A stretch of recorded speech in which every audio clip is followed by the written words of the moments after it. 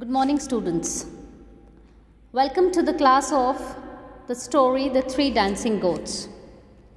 In my yesterday's class, I have covered the first 3 points of the story. And if you remember, I told you that for your understanding, we have divided the story into 5 points. The first point covers Sindhu going to the market, trading his cows for the 3 dancing goats from the old women and the magical flute. The second point covers Sindhu selling his goats to the landlord's daughter. And the third point that is covered is the secret of the 3 strands. We have completed the first 2 points. Now let us take the third, fourth and the fifth point, and then we will sum up with the overview of the story. Now when the landlord's daughter asks for the third goat and the flute, Sindhu puts a condition before her. Till this time in the story, we are aware that when the landlord's daughter comes to know about the 3 dancing goats, she is wanting to have all the 3 goats. So one by one, she purchases the goats from the Sindhu, and when the last one is left, she says that I want the third goat also. So this time, Sindhu wishes to know the secret behind the 3 stones on the gold ring. The gold ring was the ring that the girl had given to Sindhu in exchange for the second goat. When Sindhu asked the girl about the secret behind the stones on the gold ring, the girl is hesitant. But due to Sindhu's persistent nature, she tells him the secret. She tells him that these 3 gemstones on the gold ring represent the 3 hair strands hidden behind her black silken tresses. The one strand is pure white, the color of a diamond. One is deep red, the color of ruby. And one is green, the color of emerald. After the secret is revealed to Sindhu, Sindhu gives his last goat and the flute to the landlord's daughter and returns home happily. So, at this point of time in the story, we are aware that Sindhu has given all the 3 goats to the landlord's daughter. For the first goat, he has taken a barrel of foodstuff along with the girl visiting his mother. For the second goat, he has taken the gold ring from the girl along with the barrel of foodstuff. And for the third goat and the magical flute that he gives to the girl, he says that he doesn't want anything, but he just wants to know the secret behind the 3 precious stones embedded on the gold ring that the girl had given him. So, matter finishes here. Sindhu has given his goats to the girl and he in fact is left with nothing. So Sindhu, despite giving everything, is not disappointed because he believes in the words of the old women that one day the goats will bring him fortune.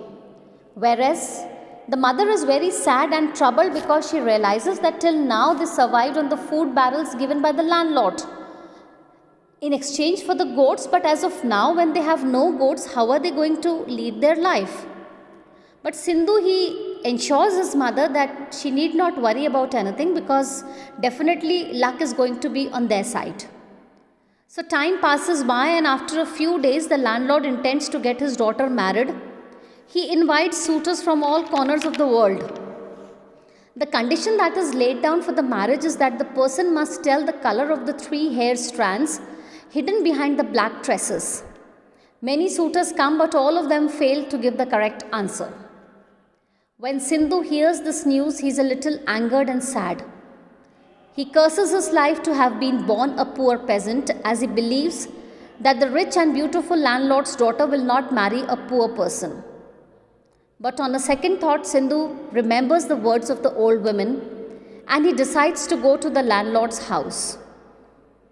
He is clever not to make his appearance as a poor peasant and to hide his identity.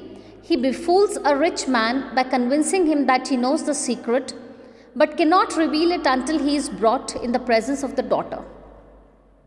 In the disguise of the suitor's servant in beautiful clothes and silk turban, Sindhu reaches the landlord's house. Nobody recognizes Sindhu, and reaching there, in a very deep and dignified voice, Sindhu reveals the colors of the hair strands hidden inside the black tresses of the landlord's daughter. So in the fourth point, the fourth section of the story, we can say that when Sindhu comes to know that the landlord is getting his daughter married on the condition that she is going to marry the person who knows the secret behind the stones that are there, the secret behind the different strands that are hidden behind the black silken tresses, Sindhu at first is a little disappointed because he realizes that his condition is so poor, he belongs to such a lower strata of society, that on any condition the girl nor the father is not going to be happy to marry the girl to him.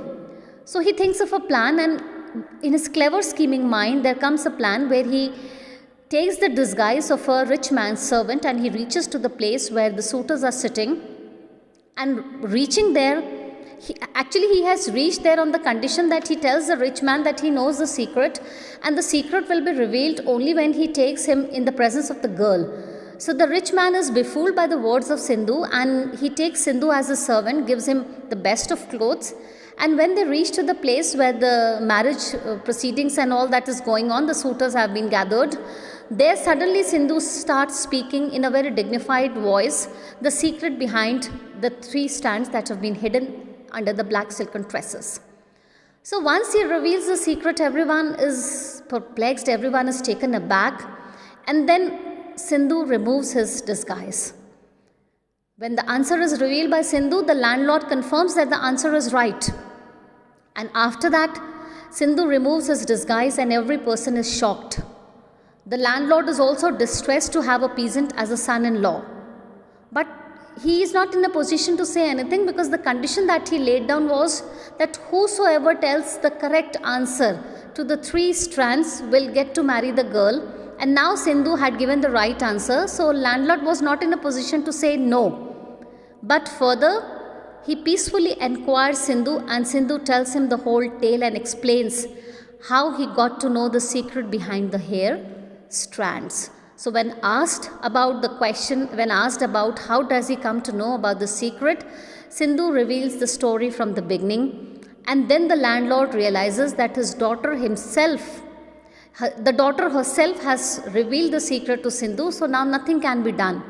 So after listening to Sindhu, the landlord says that as her daughter is the one who has told him the secret, she is now his wife.